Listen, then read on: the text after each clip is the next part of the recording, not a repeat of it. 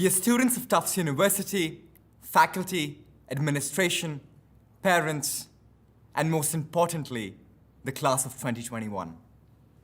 Good afternoon, everyone. I'm honored to be given the opportunity to be the commencement speaker for this graduating class. I will begin this speech with a quote from Maulana Rumi, one of my favorite poets and someone who gives me a lot of energy and power, something I also need more of right now.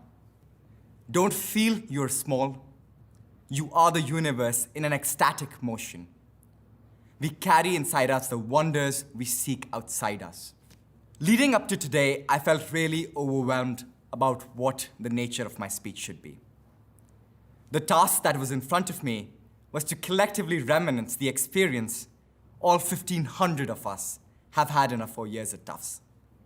These experiences include pretty much all of the Donald Trump presidency, the dining workers movement, and the Black Lives Matter movement, civic action that was very much alive on campus, and of course, the coronavirus. Needless to say, all of these macro events are combined with our individual and personal lives that I would contend are even more complex than understanding the reality around us. There is no denying that our lives have been fundamentally transformed from what they were 4 years ago.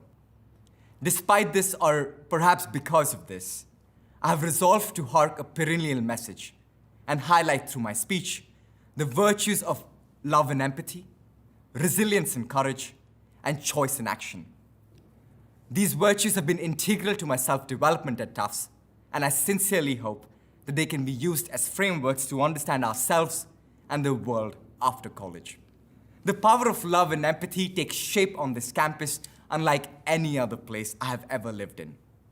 While love exists everywhere, our love at Tufts is unique.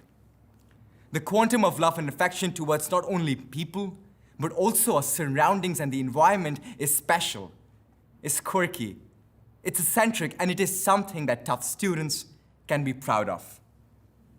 This love ranges from caring for the people that work to support your development, to having a keen ear, an honest presence, and so much more.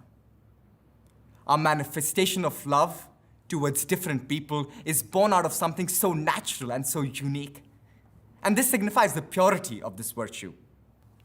I have learned that people will forget what you said, people will forget what you did, but people will never forget how you made them feel. This is a quote from Maya Angelou, and love is that irreplaceable feeling that she is referring to. This stimulant is essential in framing our outlook towards the world in our lives ahead. The strength of love I have experienced at Tufts every day needs to be carried forward in labs, seminars, and anywhere else as graduates go. It is easier to forget and not empathize when we do not have the social necessity or surrounding to do so. I have no doubt that all of us will be successful in this regard, and it is our duty to remember this version of ourselves. My life at Tufts has been thankfully crowded with love. My friends, personal relationships, faculty, and administration have been instrumental in igniting a passion in me, not only towards my academic interest, but also towards people and human beings. Empathy plays a huge role in this. And in a heavily connected world, lacking empathy is the biggest transgression that can be committed. From growing up in Lucknow, India, experiencing my teen years in a boarding school up in the mountains in Dehradun, that's where this tie is from, and completing my undergraduate studies in America, I've found in empathy the ability to connect with people regardless of class, caste, or creed. Empathy, however, is not simply a matter of trying to imagine what others are going through, but having the will and courage and love to do something about it. Empathy is thus limited by its very definition, its direct meaning, and needs to be guided through a lens of love to be truly commensurate and impactful. The kind of love I have experienced at Tufts every day. The second set of values I will touch on is resilience and courage. Resilience and courage is strongly tied with hope and our ability to make an impact. I have no doubt that all of us are exceptional, and my experience within these few acres over these few years only confirms it.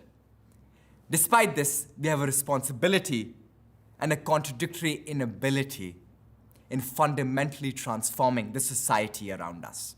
This is primarily why Tufts students are uniquely destined to fail.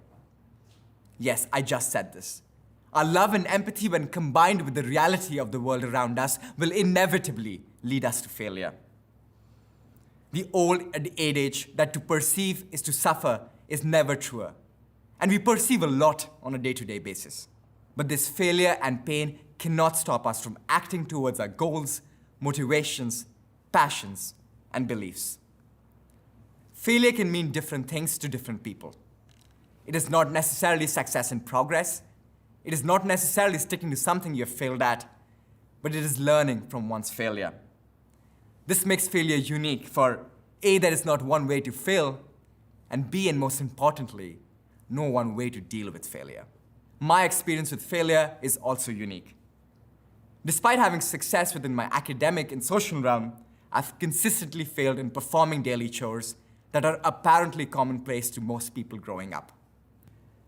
It took me 10 years to finally tie my laces. It took me 10 years after that to somehow learn how to cook. And I'm still struggling to close the bread packet that I opened this morning. Failure greets me every day on this front. And being away in a boarding school since I was 10 has only accentuated this feeling. Its omnipresence, in fact, has made me more acceptable of it. I have learned that it is okay to ask simple questions, and I have learned to situate myself in two extremes. One in which I'm academically curious and socially confident, and the other in which I really don't understand how much of my surrounding I can control and perceive.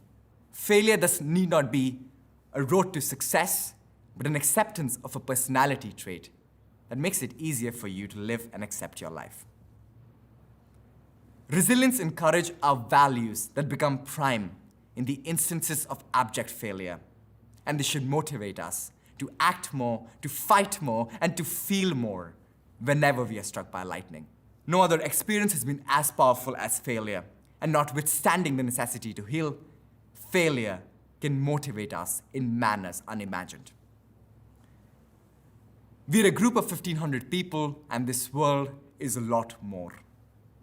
Each of us is responsible in our own way to make this planet habitable, to fight racial and class inequality, and to feel a sense of domestic and international injustice. We should, however, respect the limitations of our responsibility and in our hope for change, take failure as a stimulant and not as a blockade. The last value I highlight is choice. The choice to create a difference, the choice to sit back, and the choice to take a break for ourselves. These are all choices. In acknowledging that the best part of our lives is very much ahead of us, our choices affect our life in immeasurable ways, and we should be aware or at least cognizant of them. My choice to study in America was never guaranteed. I was fortunate enough to have been given financial aid, and that single choice of studying in America has entirely changed my life. It has given me a field in which I've been able to explore my passions, but more than that, it has helped me create a little family of sorts. Each of our choices matter, and it is important to remember and become conscious of them. We cannot shy away from our choices, however, we are not alone in shouldering the weight of our decisions. Tufts gives us help on this front. It has given me friends that seem to have already lasted a lifetime. And since people are integral to choices in action, we already have the ingredients to this recipe. This unique recipe can make for whatever you want in life. But at the end of the day, it should be a choice you rationally, and most importantly, intentionally take. All of these values have been an integral part of my Tufts education, and I seek to highlight the necessity of using them as frameworks for the turbulent times ahead. My rudimentary yet fundamental understanding of love, affection, and empathy, my message for resistance, persistence, and courage, and the power of choice and action are values that I have found useful in my short life.